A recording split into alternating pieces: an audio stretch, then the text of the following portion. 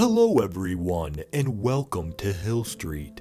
Today's story is The Wind Saved My Life by King of Daffodils. If you end up enjoying this story, please leave a like. And if you enjoy hearing stories from me, please subscribe and become a resident of Hill Street and let me know how I'm doing in the comments. Now, let's get to this nightmare. Have you ever been in a situation where you feel like the universe or something greater saved your life? Some background. I work for nonprofits. It's my passion, and I'm currently in school for it. I'm from the South and grew up in a very religious home. The gifts of the Spirit, talk to God, hear God talking to them crowd. I'm not really into it, but my family is, and I grew up around it. This might seem fringe, but it has a point later in the story. One summer, I worked a seasonal job for a nonprofit on the West Coast. My car wouldn't survive the trip, so I flew there and intended to fly back when the season was over.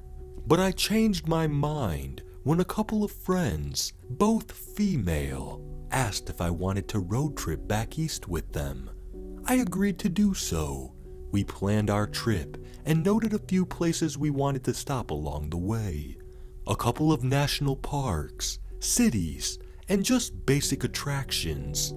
I had bought a teepee-shaped tent earlier in the summer for a camping trip, so we agreed we should camp a couple of nights to stretch our dollar and experience as much as possible. On our second night of the trip, we decided to camp outside a national park and agreed the next day we'd drive 8 hours to our friend's house at the halfway point of the trip to make up for some lost time. When we arrived at the campsite, it was sunset, so we pitched the tent, then drove a few miles down the road where we found a cool spot to stargaze. The weather was completely calm. No wind. Great feeling. Not cold, not hot. It was a perfect night. They eventually got sleepy and decided to head back. I'm a natural night owl and had yet to feel any kind of tired at this point and wanted to play on my phone a bit, but the battery was almost dead. The one place I could charge my phone was the bathhouse a few yards from our tent, so I decided to go charge it for a while. So, I let the girls know where I was going and what I was doing. On the way to the bathhouse, I noticed the group in the lot beside us. We weren't super close to them, about 10 to 15 feet, with a small picnic shelter between which is more space than most campsites like that. I noticed they were still awake and buzzing around. It was about 10:30 at this point, and I was also awake and buzzing around, so didn't think much of it. However, what did catch my attention was their gaze on me. I noticed them watching me, and I awkwardly waved and smiled, and they continued to just stare. I found it strange and noticed there was about 5 or 6 men. They all seemed very pale in the face, and I noticed a girl in the back of a pickup truck with a tent covering the bed. I could clearly see inside where she was sitting, hugging her niece, and another man laying beside her. I continued to the bathhouse. The outlet was faulty, and I could only manage to get about 10% phone battery in about an hour of sitting there. I give up and head back to the tent. The people from the campsite next to us were still outside buzzing around. I could tell they were staring at me again, but decided not to give it any thought or attention and promptly walked back to the tent. When I opened the door to the tent, I nearly tripped over a pile of duffel bags and startled one of the girls awake. She asked if I had been back since leaving for the bathhouse, and I said I hadn't. She explained they had placed them there in case anyone tried to come in the tent after they heard walking outside and someone or something messing with the zipper on the door. She said that after they called my name to see if it was me, they heard somebody walking away. I suddenly feel really stupid for leaving two girls alone at a campground in the middle of the night. I apologized and laid down on my pallet and played on my phone till it died. The last I remember the time being was around 1:15 a.m. I toss over and close my eyes to try and sleep. The air was still and stale, so I had a hard time getting comfortable. I finally dozed off. I heard footsteps outside the tent and raised up. "Hello?" There was no response. I looked around the walls of the tent to see if the campground lights had casted a shadow of any sort. There was nothing. I started feeling uneasy and scared, thinking about all the missing 411 videos I had seen on YouTube. I reached for my backpack and took out my pocket knife, just to have close by and on hand. Small odds were better than none. I leaned back again, started to doze off to sleep, not sure how long I was asleep for, but I knew I was only in the early stages when a gust of wind hit the tent, causing a ruckus that shook us all awake. It was completely random and unexpected. We laughed it off, but the wind continued and seemed to be picking up. The flaps of the tent started making whipping noises, and we all tried to sleep through it, till the wind started to blow the tent over. The tent was supported by one single pole in the middle, and 8 corner staked tightly around it. I quickly stood up to grab the pole and keep it from blowing over. As I held it, wind got underneath the floor of the tent, and the stakes came out of the ground. The girl started grabbing anything with weight to lay at the edges of the tent so the floor would stay put. But nothing seemed to help the situation.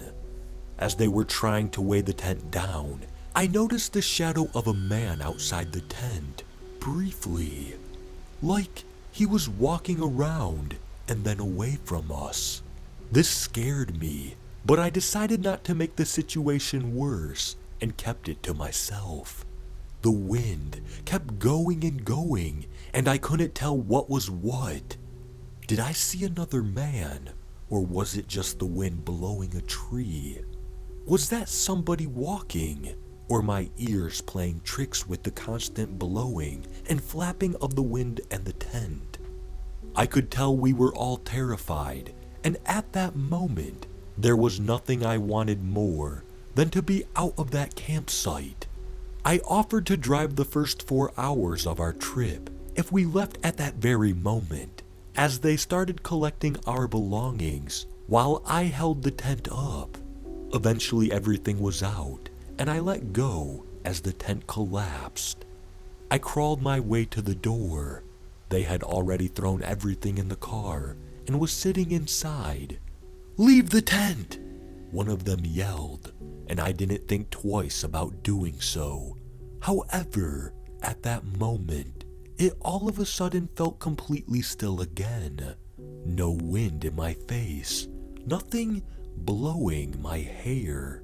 The air was as stiff and dry as it was when we got there, but I didn't even consider proposing we stay, and got in the driver's seat and pulled out.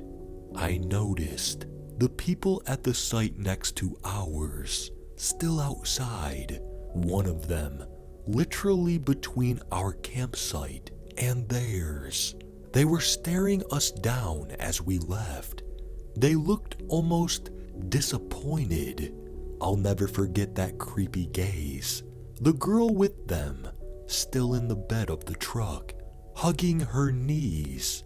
I got a chill down my spine with thinking about what could possibly have happened, or was happening. Once we got out of the campsite, our mood lightened up and we started talking about the situation. One of the girls said she had felt uneasy since we had gotten there. The other said she had been wanting to leave for a while, but wasn't sure how to bring it up out of fear of us being annoyed at her. We took a deep breath and calmed down. We didn't know if there was any danger or not, just an uneasy gut feeling we all three shared, which was reason enough to leave. We stopped at a gas station about half an hour out, and I checked my phone that had been charging while I was driving. I noticed 5 missed calls and a couple texts from my mom. The text read, "Call me," and "Are you okay?" I did the math on what time it was for her and realized how uncharacteristic the times she had called and text were. Out of fear something had happened at home, I called her back. She picked up and was obviously relieved, claiming she had woke up in the middle of the night with an urgent feeling that I was in danger, and claimed God led her to pray for my safety. A chill ran down my spine as she told me this. She had claimed similar things before, but always with context, like after a car wreck I was in, but she had no clue of anything. I hadn't even told her we were camping that night. I told my friends about it, and they all sat quietly for a moment at just how crazy it was. All 3 of us sharing a gut-wrench feeling to GTFO of that campground, and my mother 2,000 miles away with that same feeling and urgency to do whatever she could about it. Be it God or be it the universe, I believe the wind saved my life that night.